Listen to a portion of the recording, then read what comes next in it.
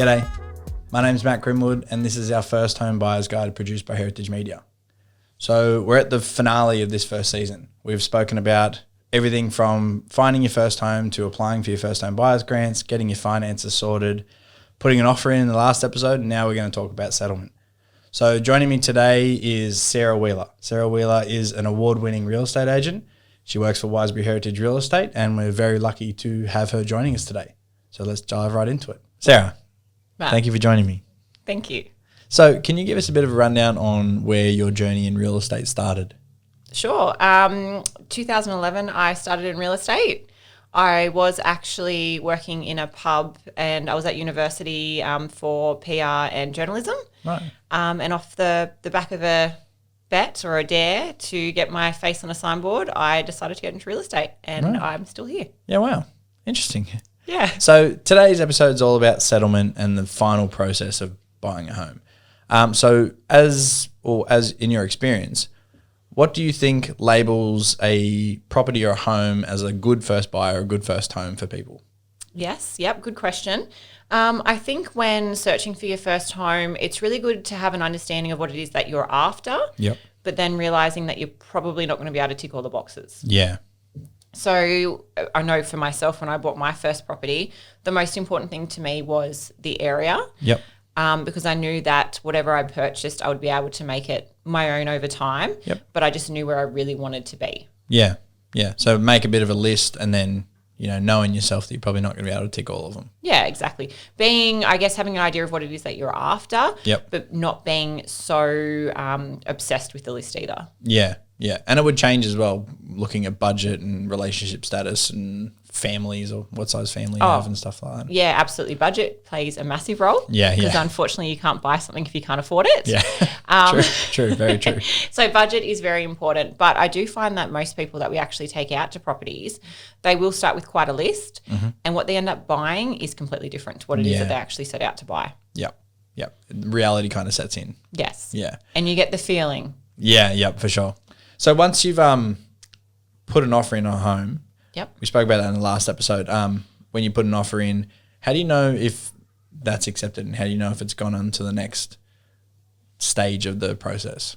Your real estate agent should call you and tell you. Yep. So fingers crossed for that. Yes. Yep. Yep. So no, you will receive a phone call once your offer has been accepted. Yep. And then you will be asked to sign contracts. Right.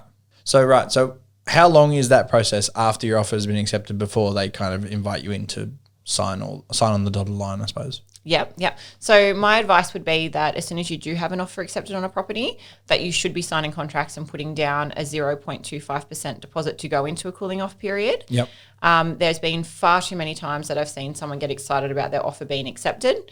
Then they get cold feet or their family members get in their ear or they want to look at something again and an hour later, 2 hours later, they've completely missed out on the property. Yep. And then for the next month, 2 months, they're looking at other homes and nothing compares. Right. So I would suggest as soon as your offer is accepted, you do go down that avenue of signing contracts and paying that 0.25% deposit. Right. So you just spoke about cooling off periods. What are they? What is a cooling off period? Yes.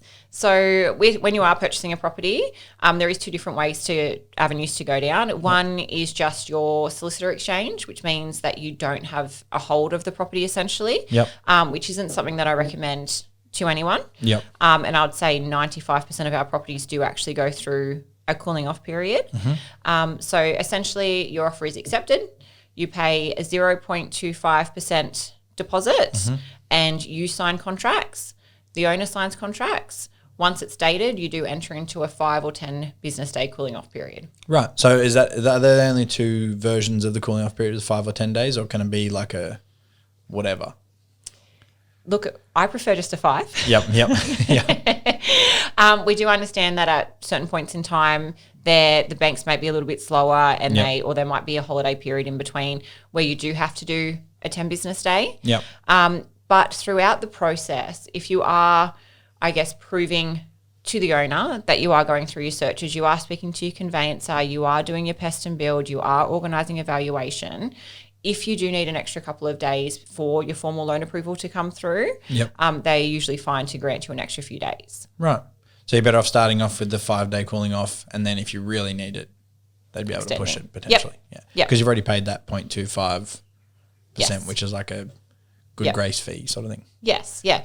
But I mean, if you were to get to the end of your cooling off period and you hadn't organised pest and build, you hadn't spoke to your conveyancer and the broker hadn't been in touch, then you're probably not likely to get an extension on that. Yeah, right. Yeah, so you got to be proactive in that time. Absolutely. Right. So then the next point from that after you're cooling off goes into exchange. Is that correct? So when you enter into a cooling off period, you're conditionally exchanged. Right. After the cooling off period, that is when you're unconditionally exchanged and the sold sign can go up. Right. So the difference between that is at the very start, when you're conditionally exchanged, you're not 100% locked into everything yet. Correct. So during that cooling off period, when you are doing the pest and building, the value is going out, you're chatting to the conveyancer, if you change your mind for whatever reason, I usually try to explain it to people in terms of they don't like the colour of the letterbox anymore. Yep. Because it can quite literally be whatever reason. Anything. And you pull out of the sale, you do lose that 0.25% to the owner. It's almost like a compensation for them having it off the market during the cooling off period. So that's where you're still in the conditional exchange period. Right. Once you've paid the remainder of the 5% or 10% deposit, depending on what was agreed when you negotiated on the property, that's when it's unconditionally exchanged and the sold sign goes up. Right. Okay. So is that after that section, is it defined as being settled? Like, is that what settlement is? No. So there is a period between your unconditional exchange and settlement. Right. So I guess the easiest way to think about it is most properties will do a 42-day or a 6-week settlement. Yep. Once from the point in time that you've signed contracts and paid that 0.25%, that's the start of your 42 days. Okay. So regardless of how long your cooling off period is, it is your 6 weeks from that day. Yep. You do your unconditional exchange after the cooling off period, and then there's usually 3 or 4 weeks in between where you can start packing, organising to give your rental property your notice if need be, and then it sails through to settlement. Right. So once you get to that point, that's when you settled. Yep. That's when you get the keys. Yep. That's all. Yep. Settlement day. Everything happens in the back end. Yep. So you're pretty much waiting around for the conveyancers and the banks to do their thing.